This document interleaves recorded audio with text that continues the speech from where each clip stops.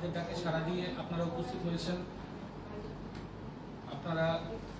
আপনাদের প্রত্যেককে ব্যক্তিগত পক্ষ থেকে ধন্যবাদ জানাই। আজকের এই সাংবাদিক সম্মেলনে উপস্থিত আছেন ভারতীয় জনতা যুব মোর্চার রাজ্য সভাপতি তথা বিধায়ক শ্রী সুশান্ত দেব মহোদয়, উপস্থিত আছেন ভারতীয় জনতা যুব মোর্চার সাধারণ সম্পাদক শ্রী রানা ঘোষ মহোদয় সহ আমি রাজ্য মুখপাত্র অম্লান মুখার্জি। সাংবাদিক সম্মেলনে আপনাদের সামনে বিস্তারিত তথ্য তুলে ধরবেন রাজ্য সভাপতি শ্রী সুশান্ত দেব।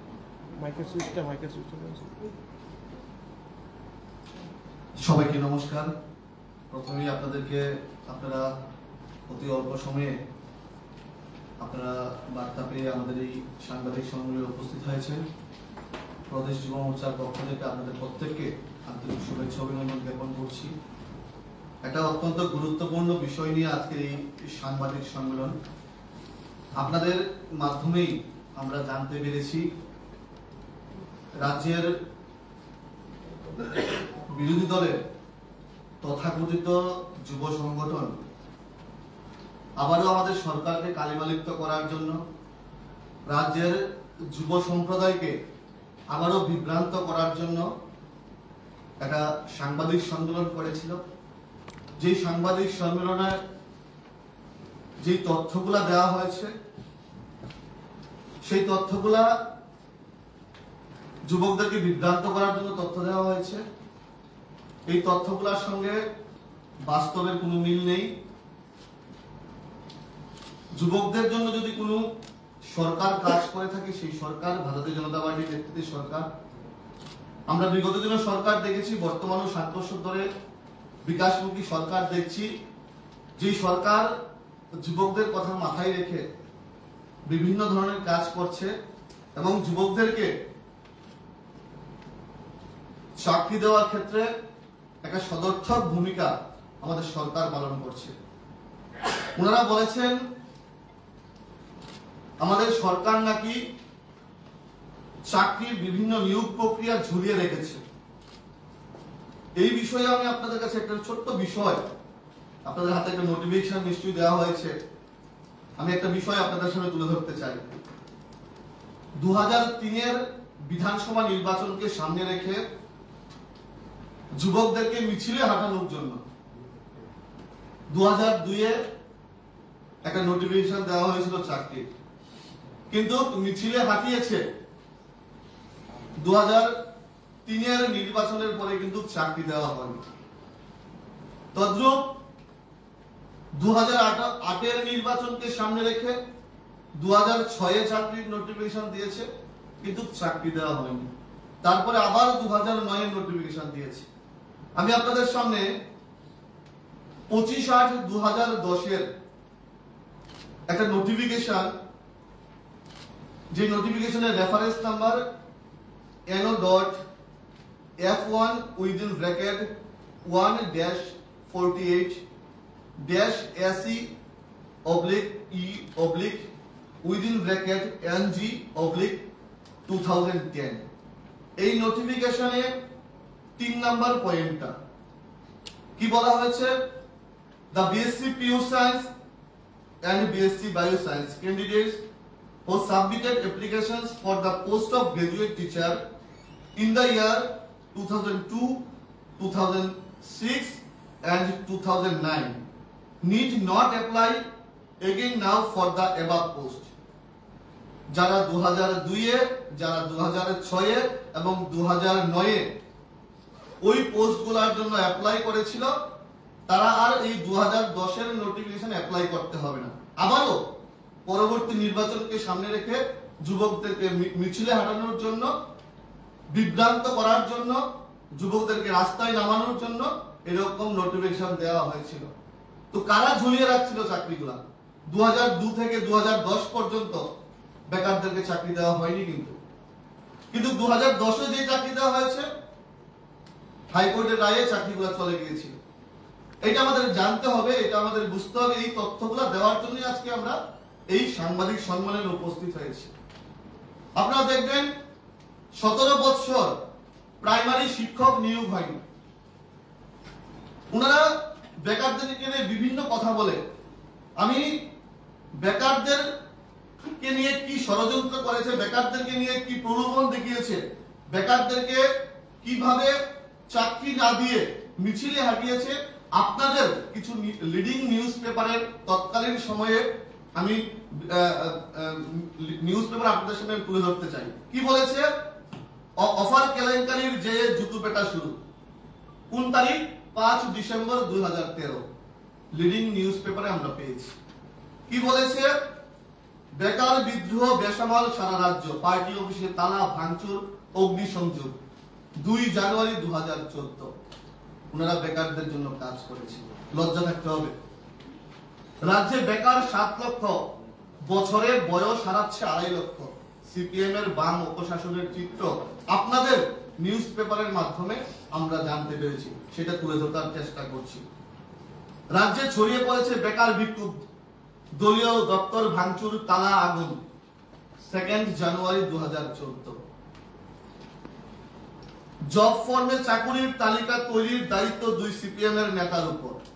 চাকুরির দায়িত্ব কার উপর দেওয়া হয়েছে? সিপিএম এর নেতার উপর। ওনারা বলছে ফায়ারম্যানের চাকরি নিয়ে 7 এপ্রিল 2016 লিডিং নিউজ পেপারে কি বলা হয়েছে? স্বজন পোষণের দাবানলে উজাড় ফায়ারম্যান নিউজ।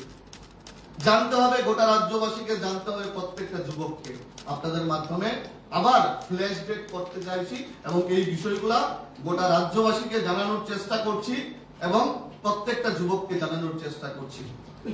আমাদের সরকার স্বচ্ছ নিয়োগ নীতির মাধ্যমে রিক্রুটমেন্ট পলিসি মেনে যুবকদেরকে চাকরি দেওয়ার বন্দোবস্ত করছে।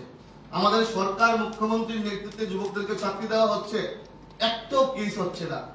আর ওনাদের সময় 10,323 হয়েছে, বেকারদের চাকরি চলে গিয়েছিল। আমরা 2018-19 অর্থবর্ষ থেকে 2024-25 অর্থবর্ষ জানুয়ারি মাস পর্যন্ত মোট 16,451 জনকে রাজ্য সরকারের বিভিন্ন দপ্তরে আমাদের সরকার নিয়োগ করেছে। টিআরবিটি, জিআরবিটি, টিপিএসসি ছাড়াও নিয়োগ নীতি মেনে বিভিন্ন দপ্তরে নিয়োগ করা হয়েছে। তাছাড়াও প্রয়োজন ভিত্তিক সরকারি বিভিন্ন দপ্তরে আউটসোর্সিং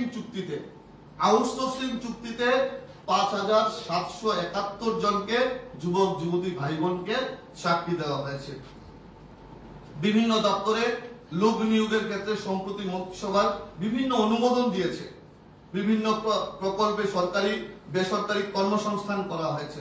রাজ্যের কর্মসংস্থানের সার্বিক পরিবেশের উন্নতির ফলে নতুন নতুন ক্ষেত্রে কর্মসংস্থান দ্রুত বৃদ্ধি পেয়েছে।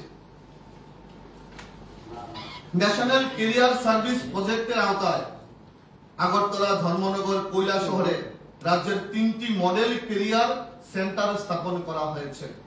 নিয়মিতভাবে রাজ্যের বেকার যুবক যুবতীদের কর্মসংস্থান স্বার্থে জব ফেয়ার অনুষ্ঠিত হচ্ছে। 2018-19 অর্থবর্ষ থেকে এখন পর্যন্ত 96টি জব ফেয়ার অনুষ্ঠিত হয়েছে এবং এতে 2135 জন যুবক যুবতী বেসরকারি সংস্থায় কর্মসংস্থান করা হয়েছে। 2023-24 অর্থবৎসরে মুখ্যমন্ত্রী দক্ষতা উন্নয়ন প্রকল্পে চালু করা হয়েছে। স্কিল ডেভেলপমেন্ট দপ্তরের পক্ষ থেকে গত 5 বছরে 22,000 যুবক যুবতীকে দক্ষতা বৃদ্ধির প্রশিক্ষণ দেওয়া হয়েছে। কেন দেওয়া হয়েছে? যেন দক্ষতা বৃদ্ধি করে নিজেরা স্বয়ংসম্পূর্ণ হতে পারে, বিভিন্ন জায়গায় কর্মসংস্থান যেন হতে পারে। অধিকাংশই রাজ্যে এবং এই রাজ্যের বাইরেও সংস্থায় কাজ করছে। আপনাদের অবগতির জন্য আরেকটা বিষয়, ভারত সরকারের ministry of statistics and programme implementation এই সংস্থা দ্বারা রিপোর্ট অনুযায়ী 2018-19 সালে আমাদের রাজ্যে বেকারত্বের হার জাতীয় গড় থেকে বেশি ছিল। 2018-19 সালে আমাদের রাজ্যের বেকারত্বের হার জাতীয় গড় থেকে বেশি ছিল। সেই সময় জাতীয় গড় যেখানে ছিল 5.8%, সেখানে ত্রিপুরার গড় ছিল 10%। মানে জাতীয় গড় থেকে আমাদের রাজ্যের বেকারদের গড় বেশি ছিল। কিন্তু এর পরবর্তী 4 বছরের রিপোর্ট আমাদের রাজ্যে বেকারত্বের হার জাতীয় গড় থেকে কম ও বেকারত্বের হার ক্রমশই নিম্নমুখী হচ্ছে। 2023-24 সালে রাজ্যের গড় হচ্ছে 1.7% এবং জাতীয় গড় হচ্ছে 3.2%। এই তথ্য প্রমাণ করে যে রাজ্যের অভ্যন্তরে কাজের সুযোগ বৃদ্ধি পেয়েছে। আমি আপনাদের সকলের অবগতির জন্য জানাচ্ছি, টেটের মাধ্যমে নিয়োগ বৃদ্ধি করা হচ্ছে। নতুন টেটের মাধ্যমে আবার নিয়োগ, ইউজিটিতে 66 জন নিয়োগ করা হবে, গ্রাজুয়েট টিচার 162 জন নিয়োগ করা হবে। ইতিমধ্যে এটা নিয়োগ প্রক্রিয়া শুরু হবে। প্রত্যেকটা বিষয় আমাদের রাজ্যের যুব সম্প্রদায়কে জানা দরকার। আমরা লক্ষ্য করছি আবারও যুব সম্প্রদায়কে বিভ্রান্ত করার জন্য কোনো বেসলেস প্রেস কনফারেন্সের মাধ্যমে ওনারা রাজ্য যুব সম্প্রদায়কে বিভ্রান্ত করার চেষ্টা করছে। আমরা এটার তীব্র নিন্দা জানাই। ভারতীয় জনতা যুব মোর্চা আমাদের সরকার যেই স্বচ্ছ নিয়োগ নীতির মাধ্যমে রাজ্যের প্রত্যেকটা যুবক যুবতী ভাই বোনকে চাকরির বন্দোবস্ত করছে, আমরা ধন্যবাদ জানাই। এবং এই দেউলিয়া দলগুলো, এই দেউলিয়া দলের তথাকথিত যুব সংগঠনগুলা মানুষকে বিভ্রান্ত করার সুযোগ পাবে না। ওনারা শুধু আন্দোলন আন্দোলন আন্দোলন, সরকার থাকতেও আন্দোলন করেছে, সরকার চলে গেছে বলে আন্দোলন করছে। ওনারা আন্দোলন করতে করতে ক্লান্ত হয়ে যাচ্ছে। আমরা আমাদের সরকার যে সঠিক দিশায় নিয়োগ নীতি করছে, যে সঠিক দিশায় চাকরি দিচ্ছে যুবকদেরকে, আমরা অত্যন্ত খুশি। রাজ্যের যুব সম্প্রদায় খুশি, প্রত্যেকটা যুবক যুবতী ভাই বোন খুশি। আমরা রাজ্য মুখ্যমন্ত্রীকে ধন্যবাদ জানাই। ওনারা বলেছেন কি, বাইরের কেউ এই নিয়োগ নীতির মাধ্যমে চাকরি পেয়েছে, বহিরাজ্যের চাকরি দেওয়া হয়েছে। আমাদের সরকার কি করেছে, পিআরটিসি লাগু করেছে। প্রত্যেকটা চাকরির ক্ষেত্রে যেন পিআরটিসি থাকে, সেটাকে কিন্তু আমাদের মুখ্যমন্ত্রী সেটাকে কিন্তু লাগু করেছে। এতে করে কি হয়েছে, রাজ্যের যুবক যুবতীরা আরো বেশি করে কর্মসংস্থান হবে এবং এই কর্মসংস্থানের সুযোগ পাবে একমাত্র রাজ্যের যুবক যুবতীরা। রাজ্যের যুবক যুবতীর কথা মাথায় রেখে আমাদের মুখ্যমন্ত্রী, আমাদের সরকার এই পিআরটিসির সিদ্ধান্ত নিয়েছে। আমরা ধন্যবাদ জানাই। আমরা আজকের এই সাংবাদিক সম্মেলনের মাধ্যমে আমরা গোটা রাজ্যের প্রত্যেকটা যুবক যুবতী ভাই বোনকে আশ্বস্ত করতে চাই, আমাদের সরকার সঠিক নিয়োগ নীতির মাধ্যমে আমাদের যুবক যুবতীদেরকে চাকরি দিচ্ছে এবং নিয়োগ নীতি মেনে একটু কেস এই রাজ্যে এখন পর্যন্ত হয়নি। আমরা আর 10,323 চাই না। আমরা পশ্চিমবাংলার মতো 26,000 যুবক যুবতীদের চাকরি চলে গেছে, আমরা এরকম পরিস্থিতি আমাদের রাজ্যে চাই না। আমরা চাই সঠিক দিশায় যেন যুবকদেরকে নিয়ে গোটা রাজ্যের সরকার যেভাবে চলছে, আমরা অত্যন্ত আনন্দিত খুশি। এই বিষয়গুলা আপনাদের সামনে তুলে ধরার জন্য আমরা এই গুরুত্বপূর্ণ সাংবাদিক সম্মেলনের আয়োজন করেছি। আপনারা এখানে এসেছেন, আবারও আপনাদের প্রত্যেককে ধন্যবাদ জানিয়ে আমার কথা বলা শেষ করছি। আপনাদের যদি কোনো বিষয় থাকে আপনারা বলতে পারেন। ধন্যবাদ, নমস্কার। রাজ্যে বর্তমানে বেকারত্বের হারটা কত আছে? 1.7।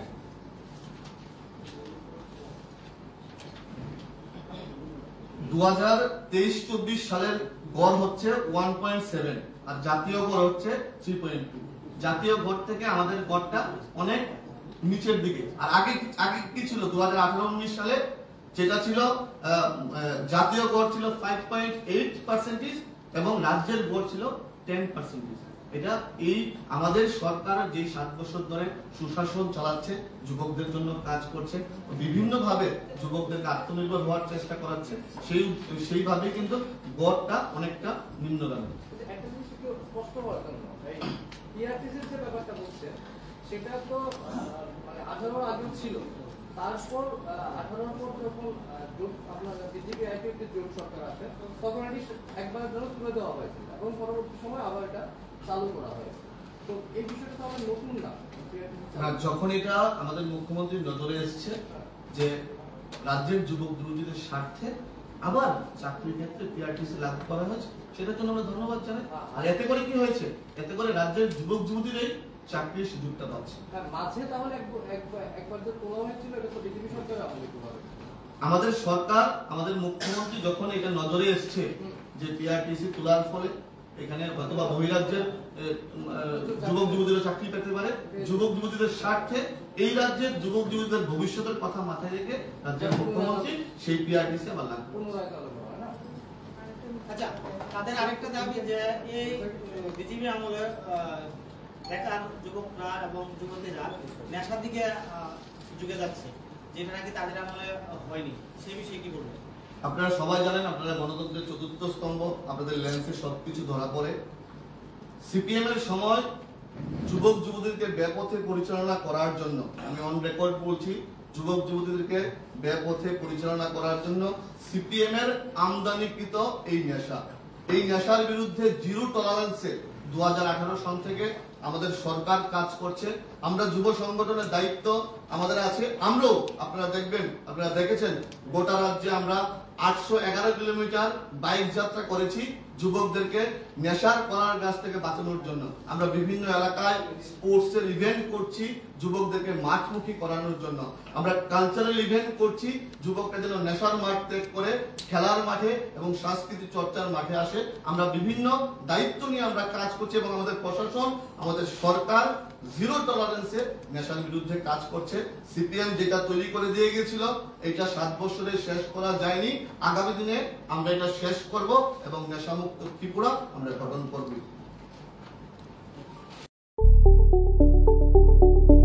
স্বপ্নের বাড়ি কিনবেন ভাবছেন? দেরি না করে চলে আসুন আরবি কনস্ট্রাকশনে। অত্যাধুনিক সুযোগ সুবিধা সহ আপনার সাধ্যের মধ্যে ফ্ল্যাট পাবেন আমাদের এখানে। রয়েছে ব্যাংক লোনের সুবিধাও। আগরতলার সার্কিট হাউস, দুর্গা চৌমুহনী, প্রগতি রোড ও কলেজ টিলার মূল সড়কের পাশে। কলকাতার নাগের বাজার, কৈখালি, মালিবাগানে রয়েছে আমাদের ফ্ল্যাট। প্রতিটি ফ্ল্যাটে রয়েছে পার্কিং ও লিফটের সুবিধে, পরিশোধিত পানীয় জল, জেনারেটর সহ আলাদা ট্রান্সফরমার। তাছাড়াও নিরাপত্তার জন্য থাকছে দিবারাত্রি সিকিউরিটি গার্ড, রয়েছে সিসি ক্যামেরার নজরদারিও। তাহলে দেরি না করে আজই যোগাযোগ করুন আরবি কনস্ট্রাকশনে। আমাদের ঠিকানা আরবি construction, Jhuma Chakraborty, circuit house, পুরনো রাজভবনের পিছনে। যোগাযোগ 8787495180 এবং 9436123139 এই নাম্বারে। জুড়ে থাকে বাঁধন আপনার চেয়েও আপন, জুড়ে থাকে বাঁধন আপনার চেয়েও আপন, আপনার চেয়েও আপন।